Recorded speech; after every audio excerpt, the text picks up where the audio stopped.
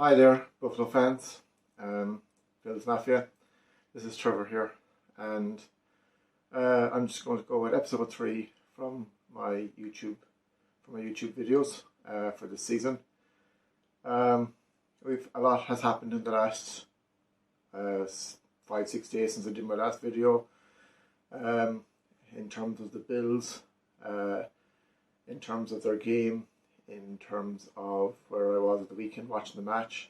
So I'm going to go through a few things there, and then in terms of what to look forward to for the season starting in 9 days' time in Los Angeles. And I'm looking forward to that. I think it'll be a big test, and I'm hoping that we see the Bills from last year, but an improvement in whatever was lacking. And we'll go through that in a little bit. So firstly, I just want to deal with the Matt Ariza issue.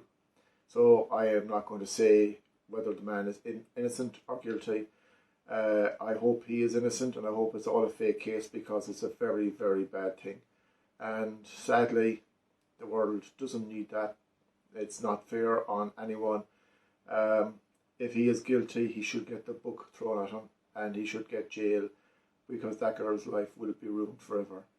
And there's more than him at it. I discussed it last week about Sean Watson's case and the Cleveland Browns, and I think that's wrong, and I don't think he should be involved in football either.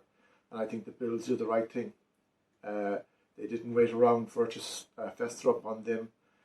This does not take away from what has happened to that girl. If it has happened, I'm very, very sorry for her. And if he has done the things that you hear about, then he should be punished all the way, and no holding back.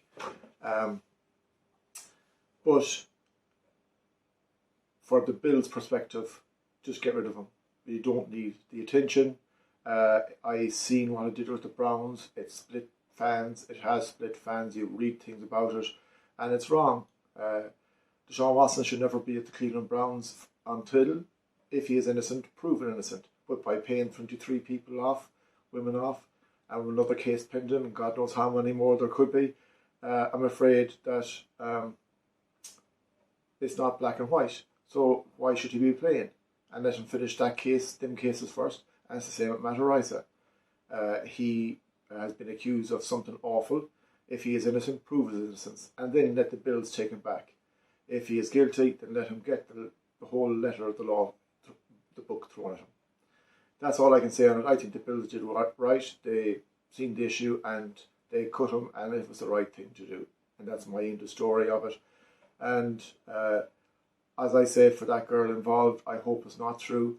But if it is true, the poor girl, I feel so sorry for her. And I think that whoever's involved in that issue, no more than any other issue, should get everything thrown at them. So now, at the weekend, I was at my first American football game. And it was in the Aviva Stadium in Dublin. And we went to see Northwestern University take on Nebraska. Or colleges, you call them there. And it was a very, very entertaining game. It was a very, very entertaining session. From start to finish, it was awfully well done. There was 2 brass bands, one from each college. There was cheerleaders and acrobats and mascots, and there was the game itself. And the game itself didn't let itself down in any way. Northwestern won it by 3 points, deservedly so. Nebraska had a very fast start. Their first drive, they went for a touchdown, and I was supporting Northwestern, and I thought this could be curtains. But Northwestern had 3 players for me that really stood out. There was Evan Hull. There was, I just want to read the names right. Ryan Hilzinski, he was the quarterback. He was excellent. Any pressure that was put on him by Nebraska, he dealt with. There was drives where things mightn't have worked out in the first and 10 or second and 10 or whatever. He got a way to find them, to keep them going. And for me, he was one that really handled the pressure and really dictated the game. And twice Nebraska went up by 2 touchdowns, and twice he brought his team back and won the game for them. And the third guy in defence that stood out was Cameron Mitchell. He was excellent. He again broke down an awful lot of stuff, and between them three and the defensive side, you couldn't fault Northwestern. Nebraska started fast. The Northwestern defense found its rhythm, and they shut down Nebraska. Then their defensive tackle, their front line was excellent. They got through. They sacked Nebraska quarterback a couple of times. Then on the offensive line, they did not let anyone through to go near Ryan Helsinski. And I hope I pronounced his name right. If it's wrong, I apologise. But it was a brilliant game, and there was a huge crowd there. One side of the pitch was purple and one side of the pitch was red, and it was a great atmosphere, and I really, really enjoyed it. And all I hope is that one day that they bring an NFL game with the Bills in it over to Ireland, because I think it'd be amazing. But I couldn't fault it. It was a great atmosphere. In fairness, there was no badness from either side of fans. There was no issue with trouble. There was no screaming at each other. Everyone just shouted for their team, and it was a truly amazing spectacle, and I really, really enjoyed it. And I wish Northwestern all the best in the rest of the season. I think if they continue where they left off on Saturday, they'll have a very, very good season. And Coach Fitzgerald, or Coach Fitz, I think it is, they call him, he has a brilliant team if he keeps them going. So that's my take on the Viva Stadium. There was about 42,000, I reckon. I didn't hear the exact numbers, but it was pretty full. For two teams in Ireland that wouldn't be really known, it was a big, big crowd. So, and it was great to see the American fans come across the ocean and see how passionate they are about the football. And I was talking to a few of them there. I met a lovely couple from, they live in Nashville, and one is from Nebraska and the other was from New Orleans, and they followed the Tennessee Titans, and we had a good chat for about 10 or 15 minutes about things and football, and it was so easy going, so relaxed. And then when the game started, you just shouted for your team, and that was it. So fair play, and I enjoyed it, and hopefully next year and the year after we can get tickets to the games, and as I said, hopefully one day an NFL game comes to Dublin. So that is two of the things I wanted to talk about today. The next thing I want to talk about is the Bills themselves and their opening game against the Los Angeles Rams, the Super Bowl champions, the defending champions, who, in my opinion, you have to give respect to them. They won the Super Bowl last year. They will be favourites in my books to defend their Super Bowl until they're dethroned. But I am following the Bills now for a while, and I have seen the hype that is surrounding this team that we have, and it's beautiful before the season starts. But I have started watching All or Nothing on Amazon Prime here for the Philadelphia Eagles, the 2019-2020 season. And I see a bit of similarities. Now, this is before a ball has been thrown in anger and the season has started, but from their season, where on paper the Philadelphia people thought, even compared to the Super Bowl winning team of 2017-18, that this was the greatest team that they ever had to start a season. They thought they were Super Bowl favourites. They had the best offensive line. They had the best defensive line. They were going to be unstoppable. Their first game, they scraped a win over the Washington Redskins, and then it went pear-shaped. And then they started getting injuries. And then the hype turned into criticism. And I'm at week 8 of the season, and they have a lot of injuries at this stage. I'm going to watch the rest of them and see how it plans out. But my point of it is that here you read on Twitter an awful lot that, oh, the Bills for Super Bowl from certain people, oh, we're going to win the Super Bowl. And yes, I want the Bills to win the Super Bowl, but you should only take a game at a time. And the first game is the Los Angeles Rams, and that's the most important game in the Buffalo Bills season so far, is the very first game.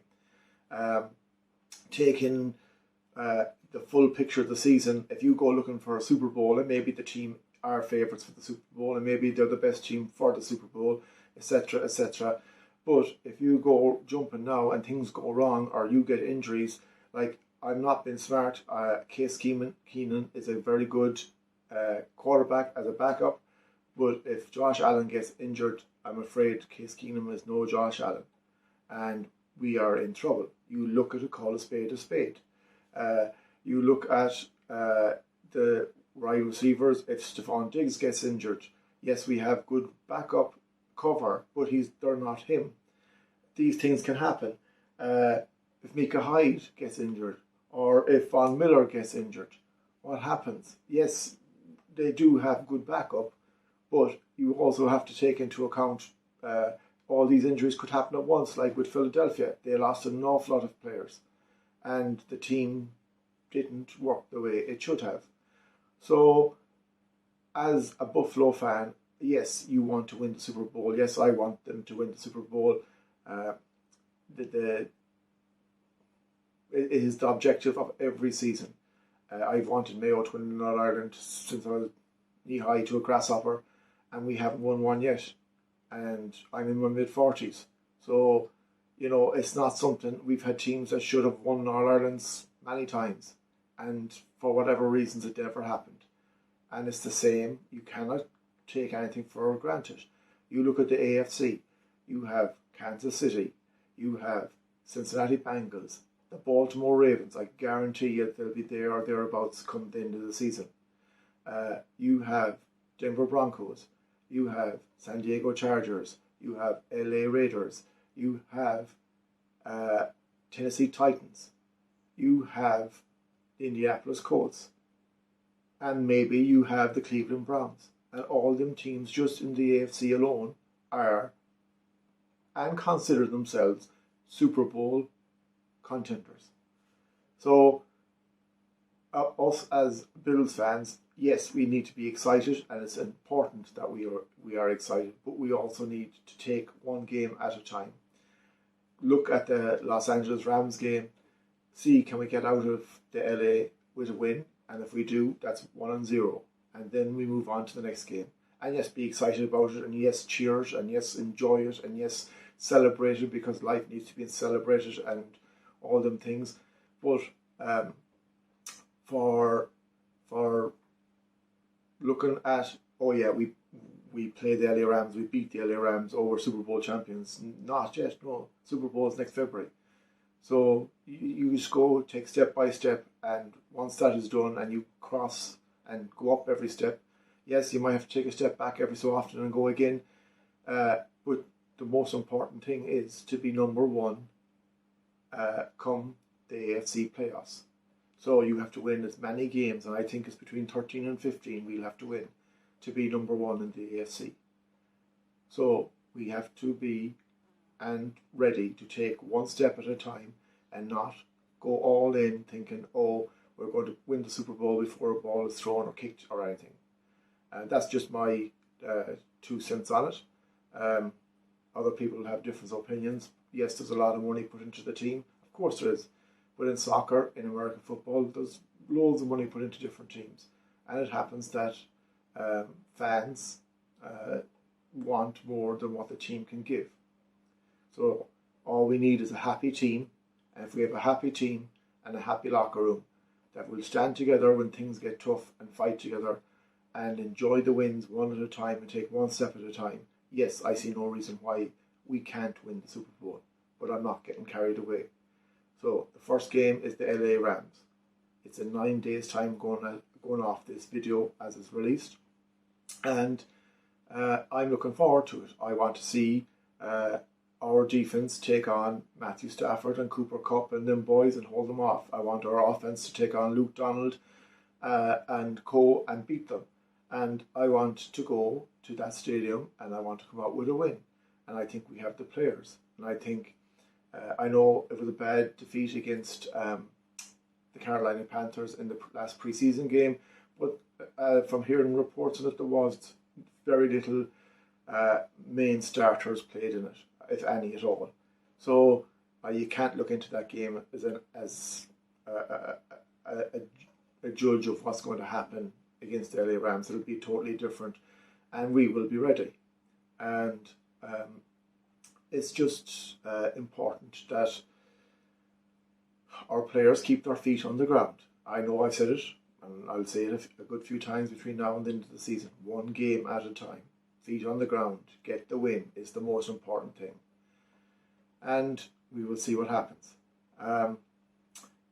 But I think we can go to LA, and I think we can win if our players and our team and our supporters back our team and enjoy it. And when LA will have a run during the game, not turn on the team like I seen in the Philadelphia, all or nothing. When in the very first game, when things weren't going well, they were getting boos. And yes, sometimes if you had a bad run of 4 or 5 losses in a row, you're entitled to boo your team. Nobody can say anything to anyone. They pay their money, they're entitled to. But we should always support. If we get a knock, even if it's a knock in LA, I mean, it's the first game of the season, you still support the team. And don't criticise and don't question what's happening. The coaches know what they're at. Brendan Bean knows what he's at. Sean McDermott knows what he's at. Let them do their job. But I'm hoping for a win. I think we can win. I think that Los Angeles team is a very good team, and they're favourites for the Super Bowl in my eyes because they are the defending champions. But they were lucky enough that I don't believe the best AFC team came out of the AFC last year. I think the AFC title was decided between the Chiefs and the Bills, and whatever happened, the Chiefs in the AFC Championship game, they never turned up right against the Joe Burrows and the Cincinnati Bengals. And good luck to the Bengals. I'm not belittling their AFC Championship win, but I wouldn't have them as number 1 or number 2 in the AFC last year, and I don't have them number 1 or number 2 in the AFC this year. So anyway, that's my view. Next week we'll look at the game a little closer. I'll have a video released before the game, and we'll talk about it. Hopefully there isn't as much drama. And I also think that the Matt Ariza case, regardless of what the media are making of it, leave out this case aside, did affect the Buffalo players, because if one of your teammates, and you trust that teammate, has a story like that, and it comes out and nobody knows about it, and it will shake the roots of the team. So we need to get our team to come back together, be stronger, look after each other, and look after each other off the pitch, and then look after each other on the pitch. So that's my video for today. I hope you enjoyed it. It's hashtag Irish Build Mafias on YouTube. I am on Twitter, Trev76_Irish. If you like the video, please subscribe and hit the like button. And if you have a comment or want to talk about anything, or want me to talk about anything, please leave a comment in the comments below, or leave a message on Twitter. I really appreciate the people that are watching us so far. I hope it's up to standard. I am trying. It's new to me. So every day I come out here, it's something new I'm learning and something new I'm trying to be better at. Just leave a comment on Twitter, leave a comment on YouTube there, please. And I just want to connect more with the Buffalo fans, and the only way I can connect more is if you connect with me and tell me what you think or what you want me to talk about, or stuff like that. If I'm doing something right, let me know. If I'm doing something wrong, let me know. As I say, I'm open to all talks, and I am trying every game or every week I send out a video. So thank you for your time. I look forward to hopefully you watching it and what your reactions is and what you think about it. And I'm looking forward to the season starting, and I'm looking forward to the game on Thursday night week. So thank you very much, Bills Mafia.